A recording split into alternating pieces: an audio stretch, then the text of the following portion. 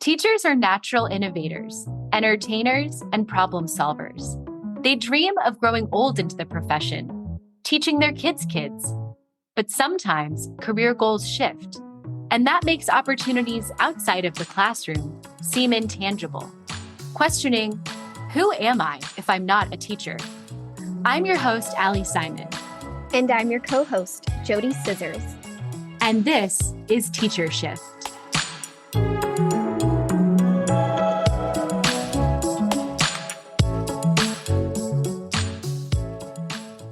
Career exploration is like dipping your toes into a new adventure, offering a glimpse of possibilities you might not have considered. Today, our guest shares why you owe it to yourself to take the leap into something new. Today, our guest is Kate Davis. Kate is a dedicated educator with over 15 years of experience working in schools and libraries across the U.S. and abroad. Welcome to the podcast, Kate. Hi, thanks for having me. Well, it's really great to have you on the show. And as I was saying in our pre-call, I think you're the first guest that we've had that's taught abroad. And I know that you spent several years teaching abroad. So could you start us off by maybe sharing your most memorable experiences teaching English in the UAE and South Korea, and maybe there's another country in there, and how those roles really shaped your approach to education? Yeah, each shaped me in a different way. So I started in South Korea teaching English, and that was kind of my first foot in teaching. Then I decided that I really wanted to be a school teacher instead of an English teacher. So I went to the UAE and I taught third grade. And I didn't need a degree there. So that's where I decided I wanted to go back home and get my degree. That's also where I kind of fell out of love with being in the classroom. So I shifted to the libraries. Then I went to Nigeria as a school librarian until COVID hit. And then I came back to the US. But what I think I loved about being abroad was the connection to the families, especially the local families, was really deep. Everyone was really proud of their country and wanted to invite me over for dinner and, show me the sights and things. So I think there was a stronger community in general, but especially through teaching when I was abroad. So I know we haven't had a guest that's taught abroad, but I have. So I one summer went and taught English in Italy to, I would say, maybe they were like first, second, third graders.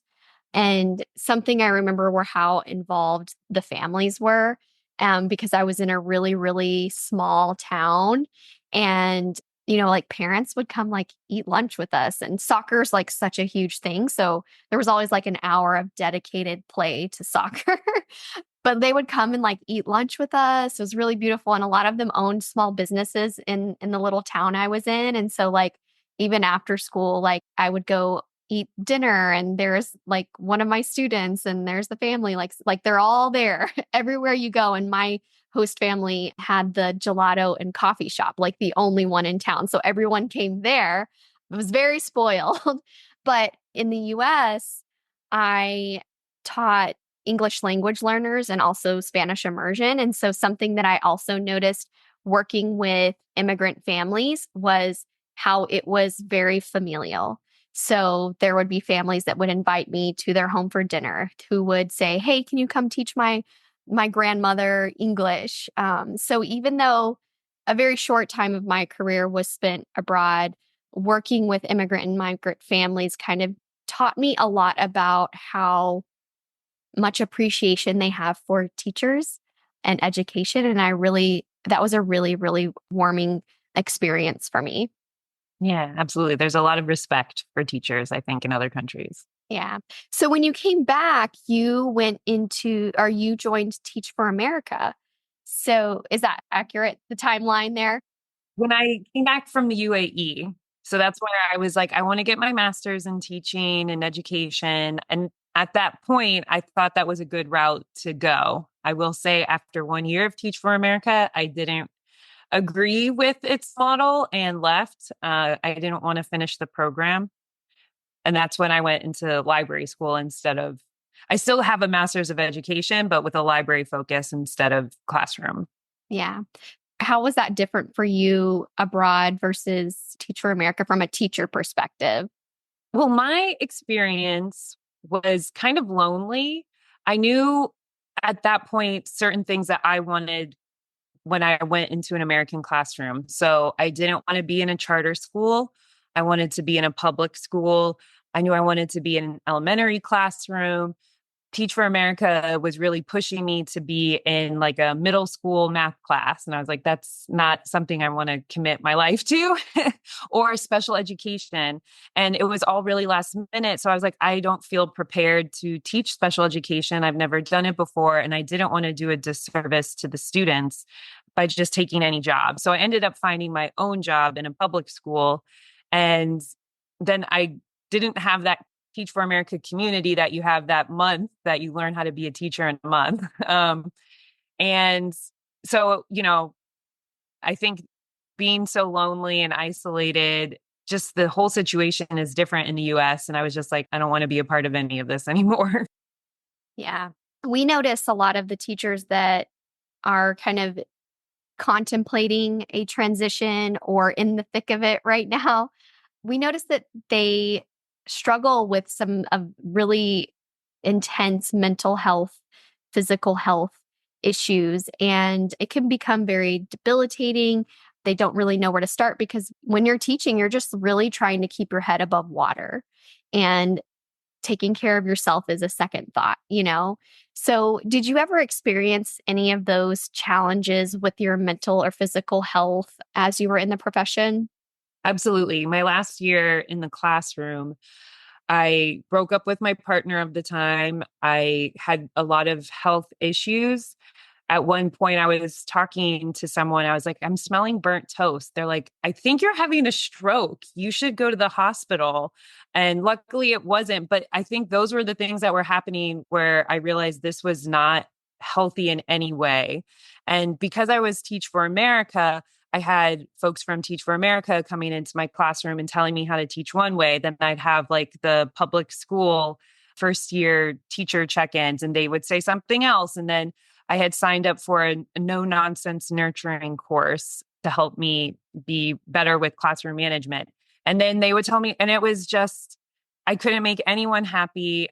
I didn't have the support of the families that I was especially used to after being abroad because they set a very high standard of support and community. And I was just, I felt like I was showing up every day fighting with parents to help their children. One student had been writing mean notes to another student. So I had to call in her mom. And she's just like, that's not my daughter. She would never. I'm like, this is her handwriting. I know all of these kids' handwriting. And do you think I want to be here at 7 o'clock on a Tuesday to fight with you about your daughter? Like, that I don't like your 8-year-old so much that I'm trying to set her up. It was just that moment. I didn't say any of that, obviously, to the parent, but I was thinking that I'm just, what am I doing here? And I think those were the moments that I realized I had to leave the classroom. There's a kind of an onboarding checklist where you ask what was the main reason that you left. And I was like, all of them.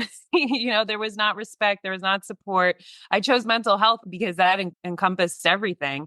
But it's really tough to be a teacher right now. And well, I'll say I certainly joined because I wanted to do good and support education and support students and support, the communities that I was in through education.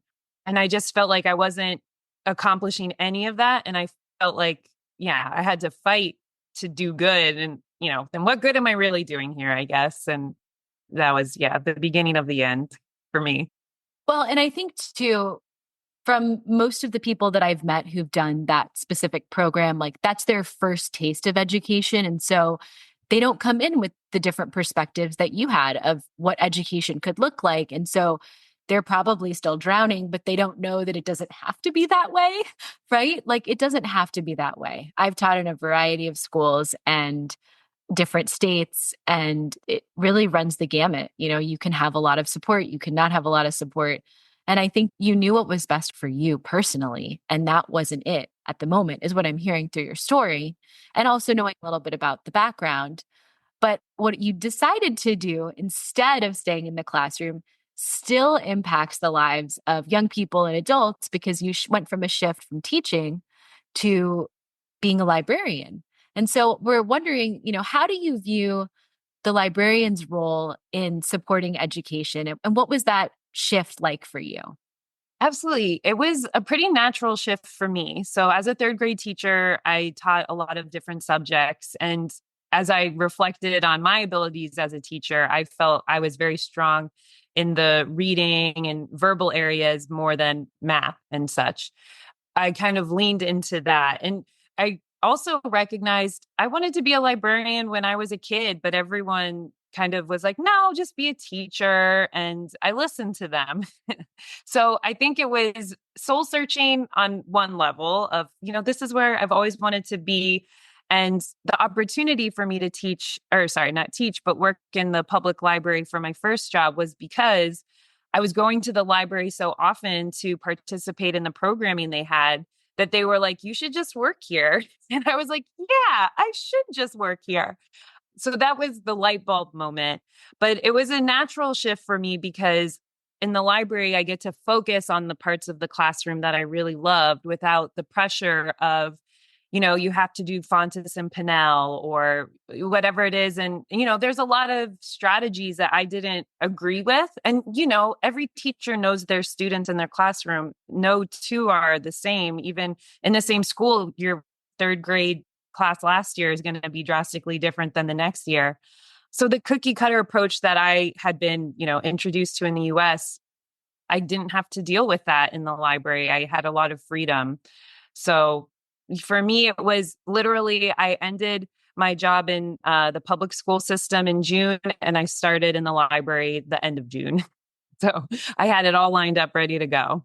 I've been helping volunteer in the library at my daughter's school, and I'm learning a lot about the job of a librarian. I mean, obviously, like this is in her school system, but how much it's changed in terms of like the curriculum that librarians have and how book banning and technology and how we have to like talk about all of these things. And so when I'm in there, I'm just like putting books on the shelf. Like I don't have a big, big volunteer job, but I'm in there learning so much from her librarian about not just reading, like, getting kids inspired about stories or reading books, but the role of technology, the responsibility that we have about advocating for books. And I have a great appreciation for your role. Thank you. Yeah. And that's a big thing so when I went to a school as a school librarian, I got a lot of pushback because I wasn't, making the kids read the books that were on their book level and kind of continuing what was happening in the classroom. I feel like the school library and any library is where the kids set goals. Like, what's the book you want to read? Because if a child is excited about the material, they'll figure it out. They'll take it to their parents or their older sister or brother.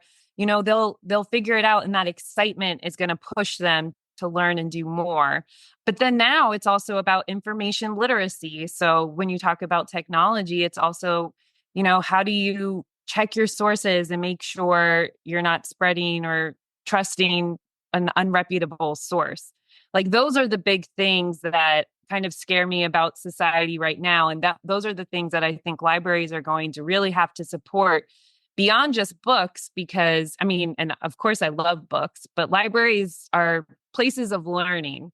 So all of those things of learning, of, thinking, does that sound like it's plausible? Let me go check with trusted resources.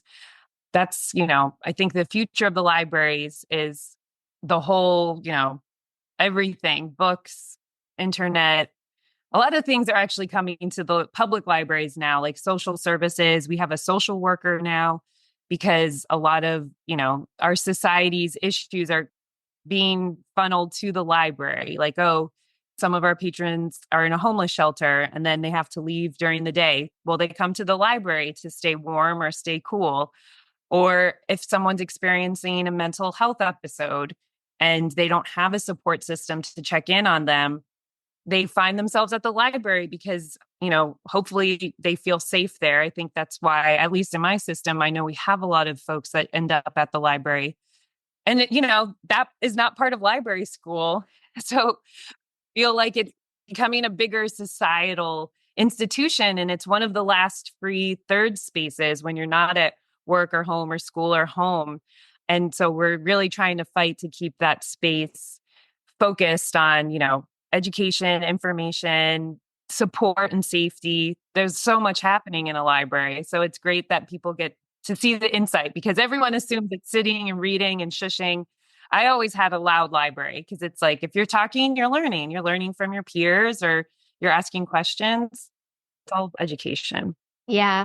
I recently had a meeting with one of the public library programs in New Orleans. And something that I love about what they do is they provide literacy classes for adults. And we're talking early literacy, phonetics. And I love that they have built a program for their community and that people can go there as adults safely and learn to read. And I think that's really wonderful. Yeah, we actually have a whole department in our system called the Learning Center, and it's just adult education. So, adult literacy, GED classes. Our biggest program is ESL. We have, I think, around 1,500 adults learning English through our library program. So, absolutely. Yeah, it's great. I love hearing about the work that you're doing in your public library, but then also when you shared a little bit about what it was like when you were working in it as a school librarian. I don't know if it was a part of your education program or if that was also one of the jobs that you had. But for teachers or people in the education space who might be considering this as, their next shift, can you tell us a little bit about the distinctions between being a librarian in a school versus being like a public librarian, and there's also other options outside of those two, but I think those are probably the main tracks.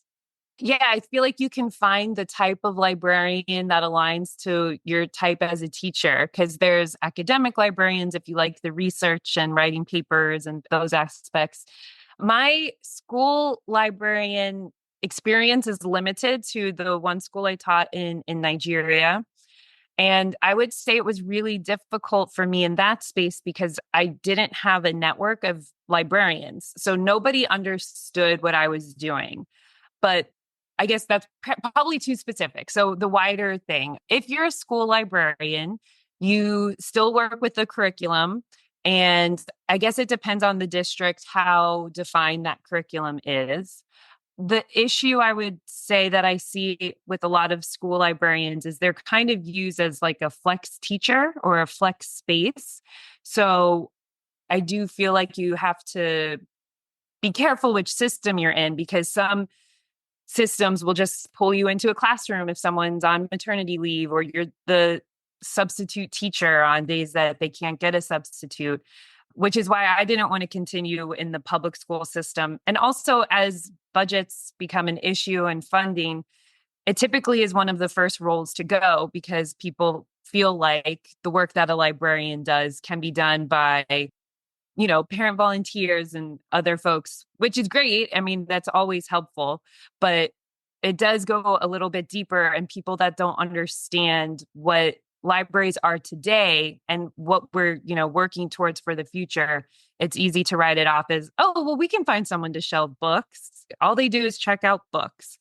And if that's all your librarian does in the school, they're doing it wrong, right? So I would say the public librarian field offers a lot more flexibility. It's very supportive. That's the environment that I was hoping for when I went into teaching. But I found that teachers, and again, in my experience, were pretty competitive, especially when it came to merit-based raises.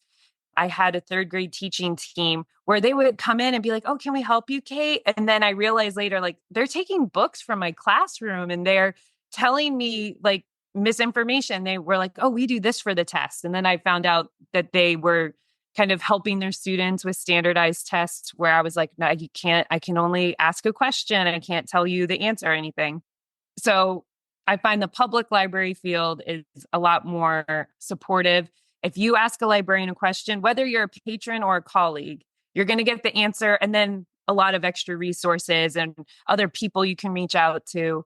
So for me personally, I like the public library field. it can be a bit more stressful, right? Because we are open to the public. Some people don't want to, deal with the troubles of someone that's coming in having a mental health episode and yelling at you that you're the FBI and you're trying to steal their information. A lot of libraries are places, where you might find someone overdosing and you have to administer Narcan. So it can be very stressful. So I'll also say that caveat, depending on the environment that you're in. Urban libraries typically are a bit more, you don't know what you're going in for in the day. But I think if you have that willingness to help your community and everyone in your community, it's a great environment to really see what's going on and be aware of the bigger issues. But again, there's also special libraries. So if you love art, you could work in the library of an art museum. If you like the collegial feel, you can work in a university library. So there's lots of different ways. There's law libraries. A lot of people that had a first career, because a lot of librarians, it's their second career, they'll tie it into that. So I know a lot of lawyers that were like, I did this, I don't like it, I'm going to be a law librarian. So yeah, I would say explore this, especially if you're passionate about education. The library field is a good place to land, and a lot of the skills transfer over. It sounds like at least the public library is a really good place if you're still wanting to serve others, serve the community. And that's a huge desire from teachers when they're looking for a shift is how am I still going to serve people? And yeah, I love that you really highlighted those community elements of what you're doing. Yeah, I love that about the library. I also feel like when teachers are looking to make a shift, a lot of times it's easier to shift into something that you're more familiar with, that you're more comfortable with. And I think is, being in education, you are familiar with libraries, with books, with doing research, with helping people. And I think it could be a really seamless transition if your heart is in the right place. And it does require advanced education though. So you do have to get your master's degree to be able to be a full librarian, if I'm not mistaken. Right, Kate? That's correct. Although I do think some states or some systems specifically, as we talk about defunding libraries, I have heard of some systems that were defunded and then they hire librarians that don't have a master's degree. But there's also a lot of other positions that don't need a master's degree. So I just hired a teen services coordinator that was also working in schools. He didn't have his master's in library science, but his programming and connection to the schools was so valuable. So we were able to hire him on as, I think we're civil service, so we have to use those titles. I think it's a program specialist too. So we were able to give him like a comparable salary without the master's degree. And I think a lot of systems are moving away from that just because we're losing people in libraries. I think we have a lot of older people and not so many young, fresh folks. So that's something that we also talk about is how do we get more people in and more diversity in the field? Because it's, a bunch of white women right now, and we need to get lots of different faces and different community members in this space. So hopefully that will help when they can see people that look like them as librarians and connect that to like, oh, I can do that. Those are some goals for the future.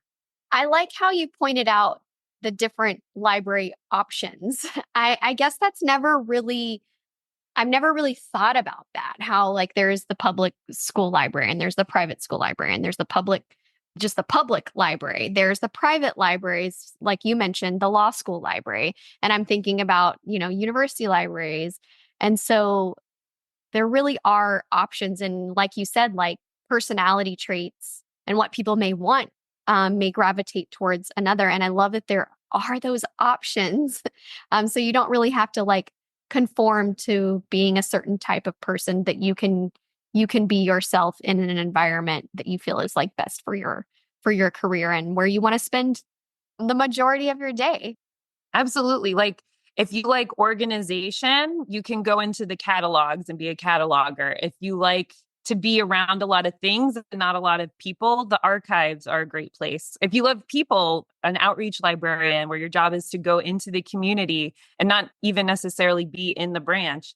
So yeah, all I can say is look into it because I've found it to be a great place to land. And like I said, librarians are so supportive. So if you just even go into your local library and ask, I'm interested in doing this, can you point me in the right direction? You'll get 5 different directions at least, right? Yeah. And what I really like hearing about your story in particular, and then I think in general about the field, is that there are roles in libraries that educators could be qualified for right now. So maybe if they wanted to make a shift and see how they like it before they go for that advanced degree, if they decide to do that, that would be an option. Where I feel like sometimes if you're making a career shift, you might need a degree like in nursing before you go into nursing. Might be harder to work in that field without that education or expertise, but the teacher brain skills that we have and the experience are valued in the library. And so I think that could be a really smooth transition. But I want to wrap us up with one last question of advice. So for educators who might be considering a career shift, maybe they're burnt out, they're overwhelmed, or they just know that they're not going to be in the classroom for the rest of their career. What advice would you offer them, whether it's thinking about teaching abroad, joining a special program, or maybe moving into library sciences? I think the advice I would give really to anyone that's thinking about a career shift is, if that's where your heart is telling you to go, you owe it to yourself to try it.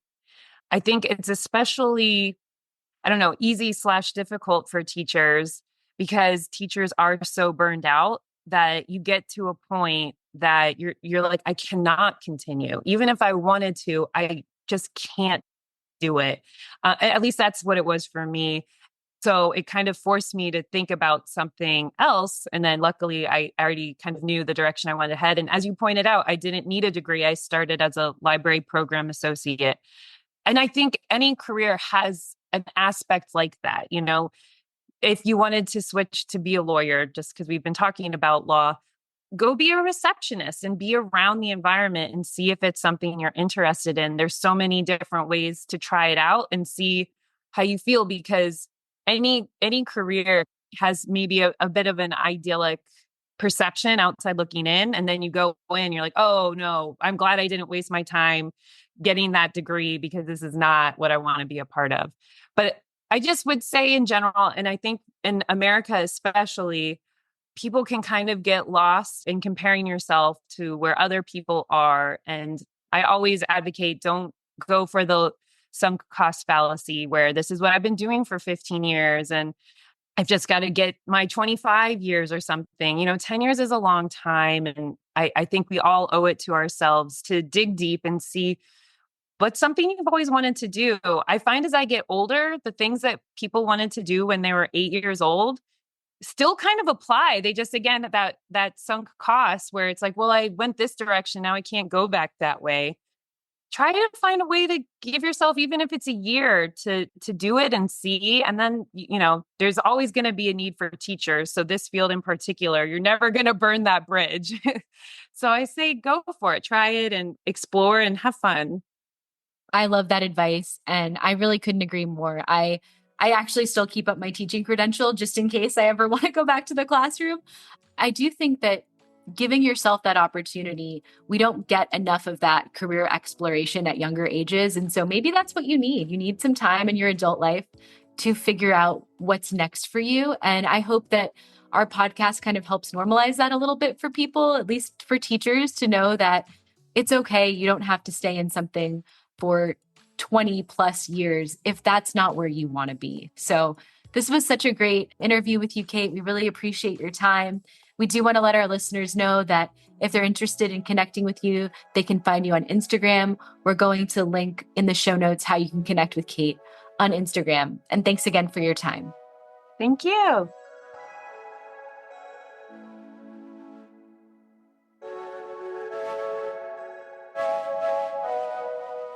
Are you interested in suggesting a topic for Teacher Shift, being a guest, or recommending a guest? Please see the episodes page on our website to make a submission. And if you'd like to write for us, see our blog page. If you liked Teacher Shift, give us a 5-star rating and follow us on Instagram, Facebook, Apple Podcasts, Spotify, and Amazon Music. Today's episode was written and recorded by me, Allie Simon, and my co-host, JoDee Scissors. Executive produced by Teacher Shift. Produced and edited by Emily Porter. Original music, Emoji by Tubebacker.